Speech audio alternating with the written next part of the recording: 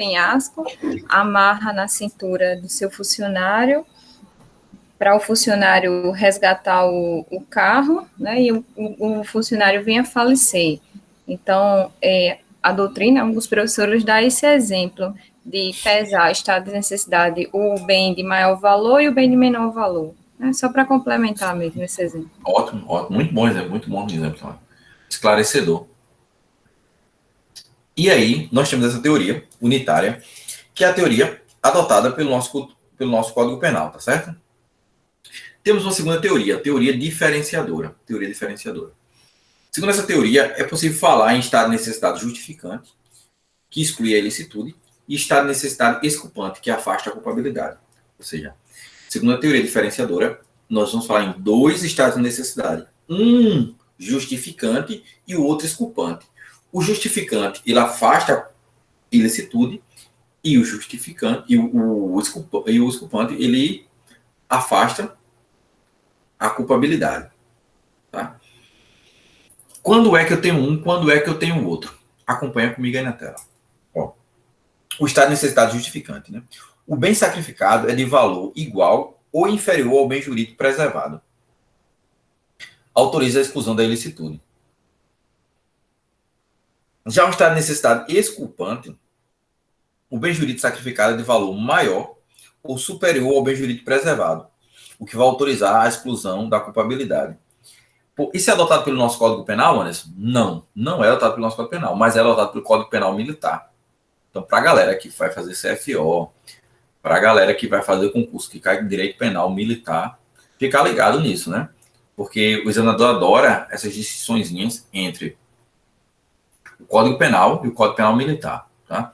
Então, o Código Penal Militar, ele adota a teoria diferenciadora, tá? Ele adota a teoria diferenciadora, onde, lá no artigo 39 e 43 do Código Penal Militar. Mas o Código Penal brasileiro adota a teoria unitária, certo? Bom, vamos entrar aqui agora num tema legal, num tema bacana, legítima defesa. Chamamos de legítima defesa, tá? Artigo 25, caput. Entende-se em legítima defesa quem, usando moderadamente, e aí já vai destacando aqui, vai comentando, tá? Entende-se em legítima defesa quem, usando moderadamente dos meios necessários, repele injusta agressão, atual ou iminente, a direito seu ou de outrem. Parágrafo único. Observados os requisitos previstos no caput deste artigo, considera-se também legítima defesa o agente de segurança pública que repele a agressão ou risco de agressão à vítima mantida refém durante a prática de crimes. Bom, duas coisas antes. Uma, esse parágrafo único aqui que a gente vai discutir, tá? Que foi trazido aqui em inovação do pacote anticrime, enfim, para justificar aquela ação, né, aquelas ações lá do sniper, principalmente do sniper. Né? Era claro que aquele indivíduo sniper que efetuava disparo contra uma pessoa que estava sendo, né, uma pessoa estava sendo feita refém, ele atirava contra o sequestrador, ele já estava agindo em legítima defesa de terceiro. Mas aí, sabe, teve um movimento político enorme e tal, e até mesmo para deixar mais patente, mais clara essa situação, a gente trouxe esse parágrafo único de maneira específica aqui. Observados os requisitos, perceba que essa legítima defesa aqui do sniper lá, né, que vai realizar a legítima defesa, ele tem que cumprir os mesmos requisitos da legítima defesa geral aqui, a do caput, que a gente vai discutir daqui a pouco, tá? Tanto é que ele diz, observados os requisitos previstos no caput, considera-se também em legítima defesa o agente de segurança pública, que repele a agressão ou o risco de agressão à vítima mantida refém durante a prática de crimes. Vai cair, principalmente no concurso para cargo de agentes, né? Enfim, vai cair mais a literalidade da lei. Espero que caia mais a literalidade da lei. Mas um peguinho que pode vocês ficarem ligados é essa situação aqui. Segurança pública, agente de segurança pública. Se você for observar lá o artigo 52 da Constituição, né, enfim, que fala sobre polícia legislativa não é órgão de segurança pública, tá? Polícia legislativa não é órgão de segurança pública. Então, se cair polícia legislativa, não querem entender como essa legítima defesa, chamada legítima defesa funcional. Não compreenda dessa maneira, tá? Para não cair nesse peguinha bestinha. Uma outra coisa.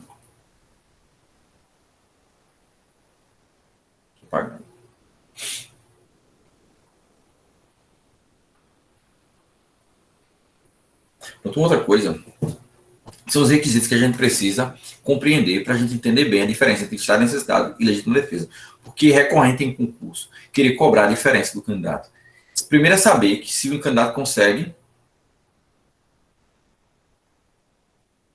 Tá ok, Debré? Chega em casa, já loga de volta aí com a gente, tá bom? Mas vamos lá. Ó, duas coisas, tá? Uma coisa. O concurso, ele geralmente cobra duas coisas, para que o candidato saiba se aquela situação ela vai configurar a legítima defesa, se você consegue compreender os requisitos. E outra, é a distinção entre legítima defesa e estado de necessidade. Então, você tem que ter isso em mente, tá? Então, preste atenção aqui. Legítima defesa, artigo 25. Já li para você e vamos para os requisitos. Para a gente compreender. Agressão injusta. Ó, agressão injusta.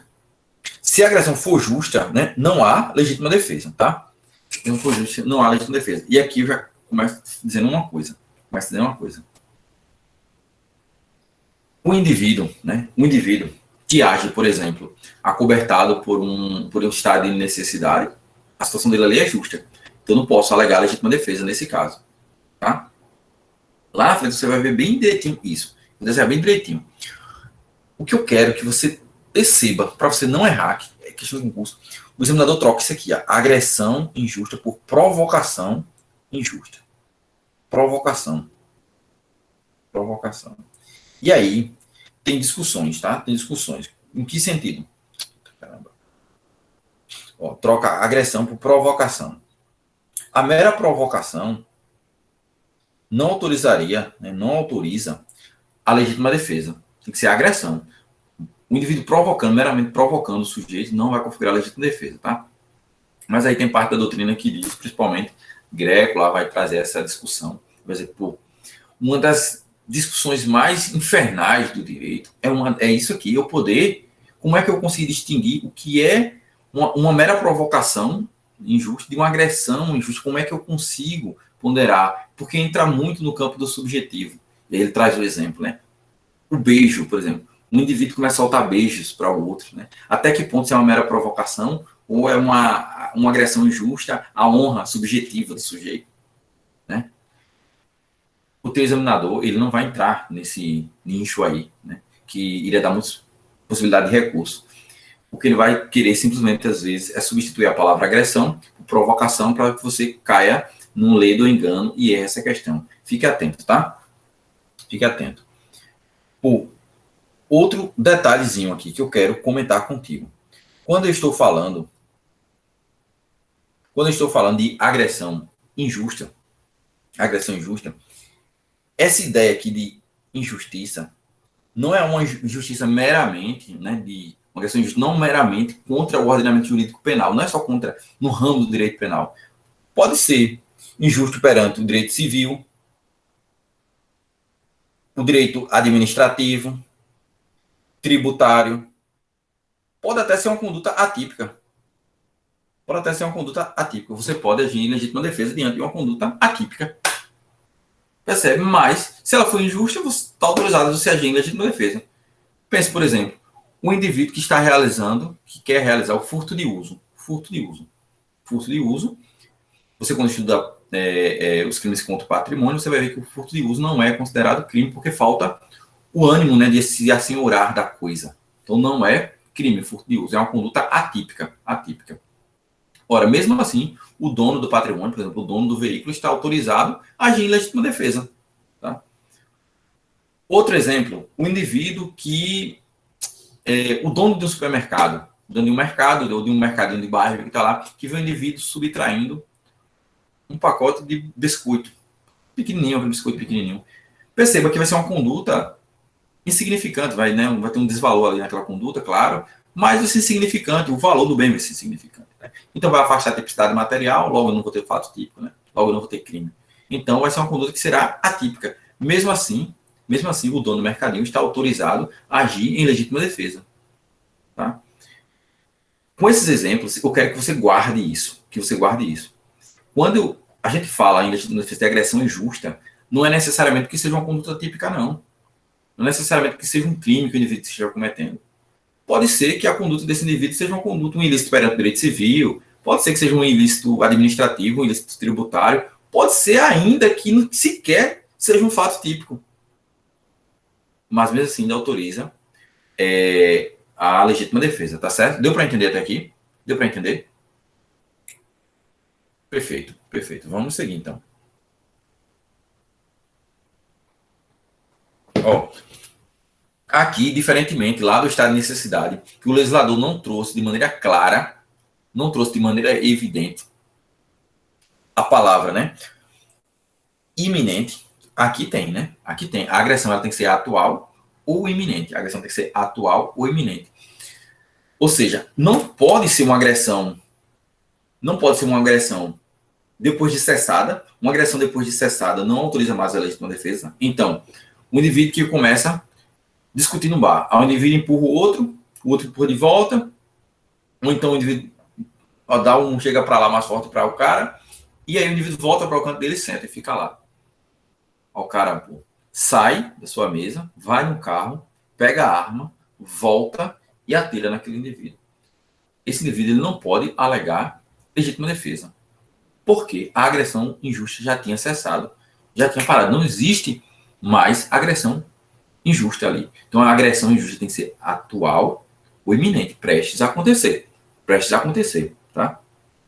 Então não pode ser uma agressão que já tenha cessado, também não pode ser uma agressão futura.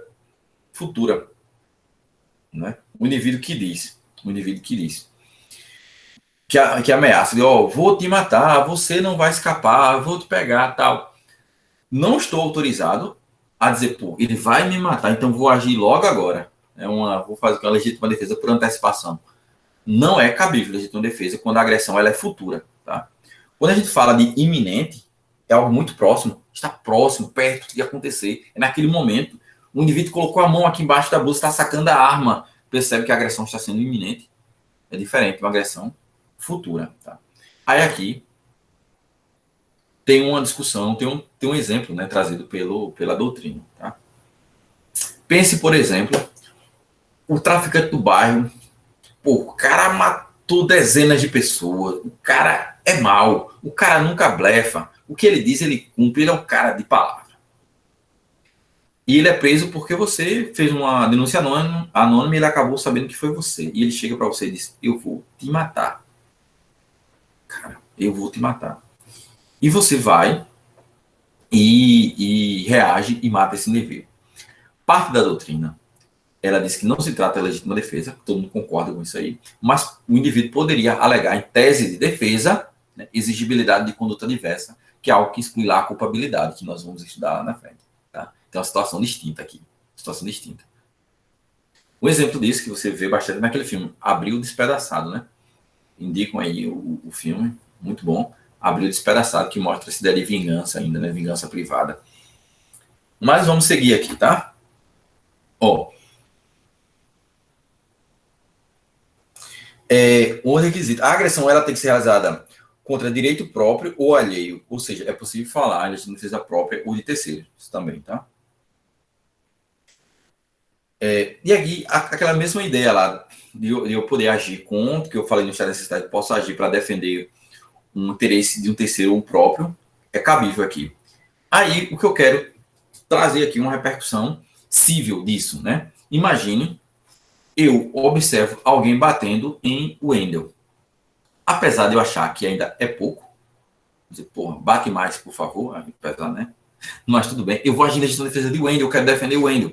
Então, saco a minha arma, né? Eu saco a minha arma e efetuo o disparo contra o agressor de Wendel para salvar o Wendel.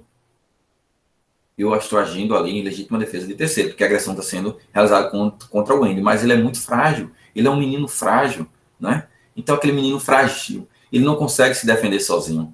Ele, Anderson, por favor, help me, please. Né? Ele tem essas paradas. Vocês conhecem o Wendel na intimidade, vocês sabem como o Wendel é. Aí eu vou lá e salvo o Wendel, como sempre eu faço na minha vida. A minha vida é salvar o Wendel. Mas vamos supor que eu efetuei o disparo, eu errei o tiro e atingi uma terceira pessoa. Um transeunte, um inocente que estava passando lá por trás do indivíduo. Essa é hipótese de erro, né? Erro na execução aí, o aberratio ictus, artigo 73 do Código Penal. Mas vamos lá. Efetuei o disparo. Errei. Acertei o indivíduo. Vou estar agindo em legítima defesa, de terceiro, não vai haver a responsabilidade penal de minha parte. Não pode haver responsabilidade penal de minha parte, porque eu agi sobre o manto de uma justificante. Tá? Então, aquilo não pode ser considerado crime. Né? Embora o fato seja típico, ele não é ilícito. Ponto final. Mas a responsabilidade civil subsiste. A responsabilidade civil subsiste. Estão lá nos termos do Código Civil, na minha praia, né? Na minha praia. Mas aí, aquele terceiro lá ofendido, ele pode entrar com ação de indenização contra mim. Contra mim. Né? Ele pode entrar contra mim? Pode, né? Mas ele pode entrar contra mim. Né? Então, eu vou poder responder, eu vou ter que responder, eu vou responder isso aí na esfera civil, eu vou ter que indenizar a vítima, o terceiro lá que recebeu o disparo. E aí, eu posso entrar com ação de regresso contra o Wendel, para cobrar isso que eu paguei, né? Que o Wendel era vítima, eu digo, ei, meu filho, vamos, né, pagar aqui, eu te salvei, eu tenho que pagar aqui a conta, né? Entro com ação contra o Wendel. E o Wendel, por sua vez, entra contra o seu agressor. Né? Isso aí, então, só para a gente trazer essa informação também aqui para vocês, certo? Para fazer essa relação, essa conexão entre os vários ramos do direito. A reação, ela tem que ser proporcional na legítima defesa. Eu tenho que falar de uma reação proporcional. O agente deve repelir a agressão injusta, valendo dos meios necessários, mas sem se exceder, tá? Caso se exceda, responderá pelo excesso, seja culposo ou doloso, conforme o caso. Tá? Então, meios necessários. Tem que guardar uma ideia de proporcionalidade. Tá? E aqui eu vou trazer um exemplo para que você entenda melhor, tá?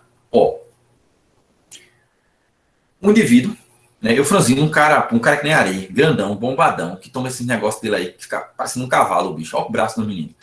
Aí ele parte para cima de mim. Eu saco a minha arma, dou um tiro além ali, pum. Um tiro só não derrubou Ari. Ele nem sentiu. Dei 2, dei 3, dei 4, 5 tiros em Ari. Para ele poder parar, cessar a agressão. Perceba, dei 5 tiros, mas foram 5 tiros necessários para fazer cessar a agressão. Então, qual é a ideia de necessário? Necessário é tudo aquilo que eu posso utilizar para fazer cessar a agressão. Tá? Claro, dentro dos meios que eu posso utilizar, vou utilizar o menos, o que seja na medida exata. Claro que não é um juízo milimétrico. Eu não tem como calcular matematicamente a coisa. Mas, 5 tiros foram essenciais para cessar a agressão, foi. O que passar disso é excesso. Tá? Até fazer cessar a agressão. Esse é um ponto. Tá? Então, eu quero que vocês guardem isso. Agora, a doutrina diz, não, mas também é necessário, né, o que você tem às mãos. Né? Se eu só tenho um revólver, eu vou agir só com a arma e tal. E aí, por exemplo, o Greco traz a ilustração lá do garoto, um menino de 10 anos, que pula o muro da sua casa, começa a subtrair as mangas, né, da sua casa. Você tem um pé de uma mangueira e ele começa a subtrair as mangas. Você olha assim, só tem uma espingarda lá. Você saca a espingarda e toma um tiro no menino, para ele não levar as mangas. Percebe que há uma flagrante desproporcionalidade, embora você tenha um único meio ali, que é aquela espingarda, não faz sentido você utilizar naquela situação. Então, há uma flagrante desproporcionalidade. Tá? Então, quando a gente está falando de meios, embora não seja um juízo milimétrico, matemático, você tem que pesar com a proporcionalidade, utilizando nessa ideia, esse juízo de proporcionalidade, para saber se o meio ele é necessário, tá? Se ele é necessário, e se ele é suficiente para fazer cessar a agressão. Perfeito? Deu para entender até aqui? Se tiver dúvida, levanta a mão aí que a gente fala, tá?